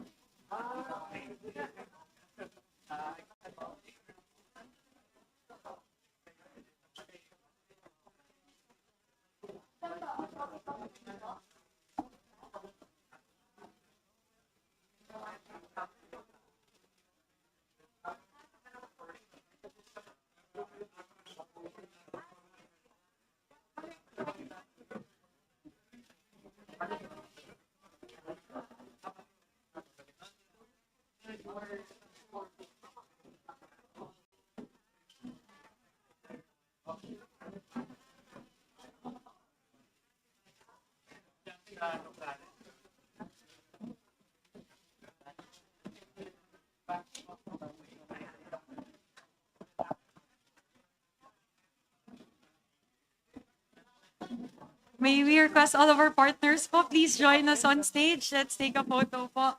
This is a milestone for all of us.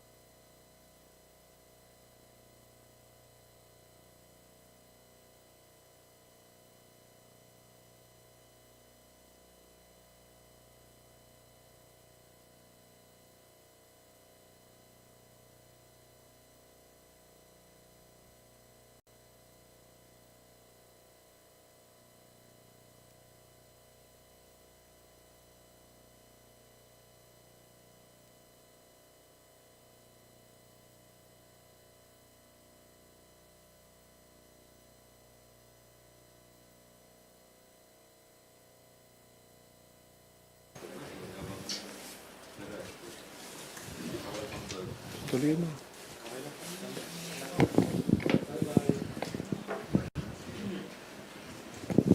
Magandang umaga po sa inyo lahat. Welcome to our press conference at the House of Representatives. Sorry for the slight delay.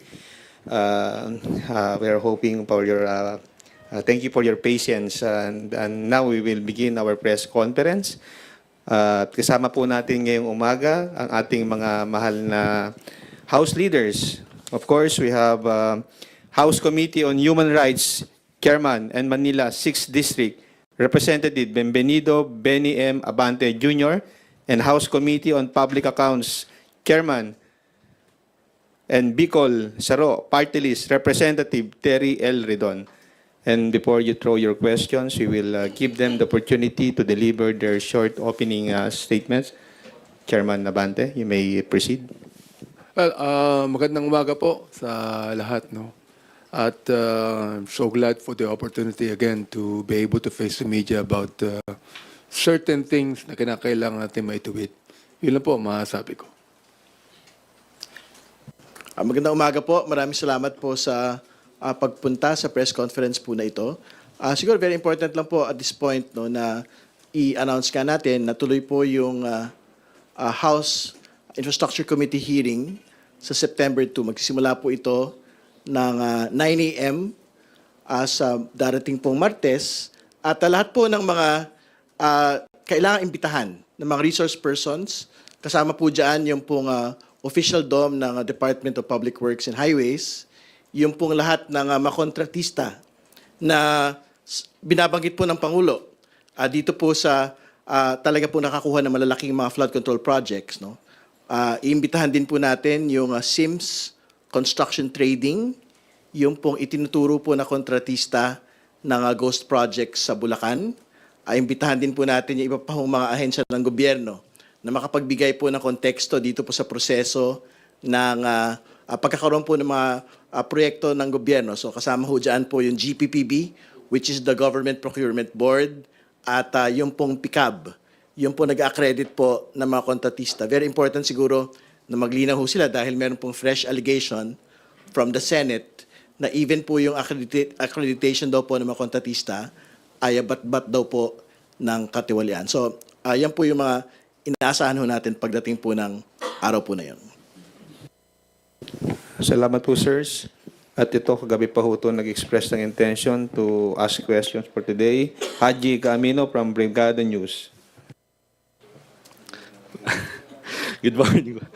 Thank you. Good morning po, Kong Benny and Kong Terry. Unahin ko lang po muna si Kong Benny. Yesterday po ay nagsimula na nga din po yung hearing o briefing ng House Committee on Human Rights dun po sa kaso ng mga missing sabongeros. Ang focus ko lang po siguro yung dun sa 18 na policemen po na nabanggit. Parang may sinabi po yung NAPOLCOM na it appears meron pong ilan sa kanila na connected po talaga doon sa drug war ng administrasyong Duterte. Paki-elaborate nga po ito, Kong Benny. And do you think sa mga nabanggit po kahapon, posible po kayang may pattern na po talaga or may connection yung kaso ng missing sabongeros doon po sa drug war? Thank you. Yes, in fact, nabanggit po ito ng CIDG na talagang mayroong mga ilang kapulisan natin among the 18 na naging involved din sa reward system ng war on drugs. Now, atin pong bubusisiin yan, no? Sapagkat ang next na gagawin natin is Quadcom na eh. After this, no? Ibig sabihin, talagang sinabi ko sa kahapon na sa Quadcom, diretsong hearing na ito. So they will take an oath. So gusto nating malaman ang talagang ang ilan sa kapulisan na nasa kustiya ngayon ng ating Philippine National Police ang naging involved sa reward system ng war on drugs ng araw.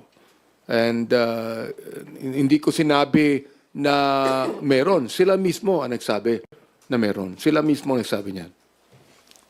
Does this mean, Kong Benny, na yung mga involved na policemen, like for example, kahit na yung mga nasa under preventive suspension na 12 and yung 6 po na na-dismiss ay iimbitahan doon sa Quadcom hearing?